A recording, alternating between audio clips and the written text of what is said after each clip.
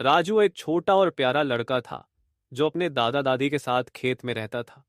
उनका खेत बहुत बड़ा और सुंदर था, जहां गायें, बकरियां, मुर्गियां और राजू का सबसे अच्छा दोस्त, उसका कुत्ता शेरू, रहते थे। राजू का दिन काफी व्यस्त रहता था, लेकिन उसे खेत के काम करने और स्कूल जाने में बहुत मजा आता था। हर सुबह राजू सबसे पहले शेरू के साथ गायों और बकरियों को चारा शेरू हमेशा उसकी मदद करता, कभी कभी बकरियों को सही दिशा में ले जाता, और अगर कोई गाय इधर उधर चली जाती तो शेरू उसकी राह पकड़ता। राजू हंसते हुए कहता, शेरू, तुम तो सच्चे हीरो हो। दादा दादी को राजू और शेरू की मदद से बहुत खुशी होती। वे कहते, राजू, तुम और शेरू तो हमारे खेत के असली रक्षक हो। खेत का काम खत्म कर वो अपने दोस्त के साथ स्कूल जाता था। रास्ते में राजू स्कूल जाने की तैयारी करता।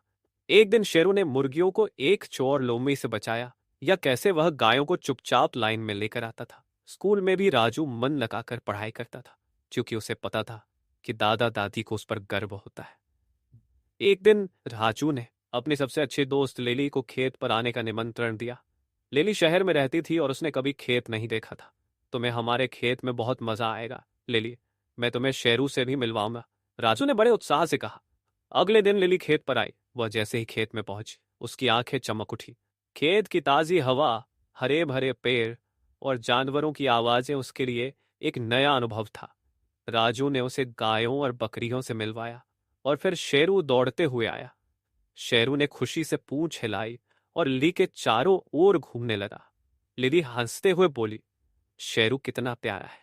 राजू ने फिर लिली को खेत के बाकी हिस्सों के बारे में बताया, जहां मुर्गियां अंडे देती है, और पौधों को पानी दिया, बकरी को हरी घास खिलाई। वो खेत में भी देखा जहां हरी सब्जियां उगती है।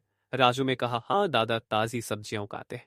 लिली ने सब कुछ बड़े ध्यान से देखा और पूछा, राजू, तुम खेत का इतना सारा काम कैसे करते हो और स्कूल भी जाते हो? राजू मुस्कुराते हुए बोला, यह सब समय का सही इस्तेमाल करने से होता है। दादा दादी ने मुझे सिखाया है कि अगर हम मन लगाकर काम करें तो हम सब कुछ कर सकते हैं, और शेरू की मदद से काम करना और भी मजेदार हो जाता है। शाम हो गई थी, सूरज डूब रहा था। शाम होते होते लिली को खेत बहुत पसंद आने लगा। उसने राजू से वादा किया कि वह फिर से आएगी। राजू ने उसे विदा करते हुए कहा, तुम्हारा कभी भी स्वागत है लिली। उस दिन के बाद राजू और भी खुश था, क्योंकि उसे पता था कि उसका खेत कितना खास है और वह इसे अपने दोस्तों के साथ बांट सकता है। शेरू उसके बगल में चल रहा था, खुशी से पूंछ हिलाते हुए, मानो कह रहा हो, हमारा खेत सबसे अच्छा है। इस कहानी में दोस्ती, जिम्मेदारी और मस्ती का रंग भरा है, जो बच्चों के लिए इसे दिलचस्प और मजेदार बनाता है।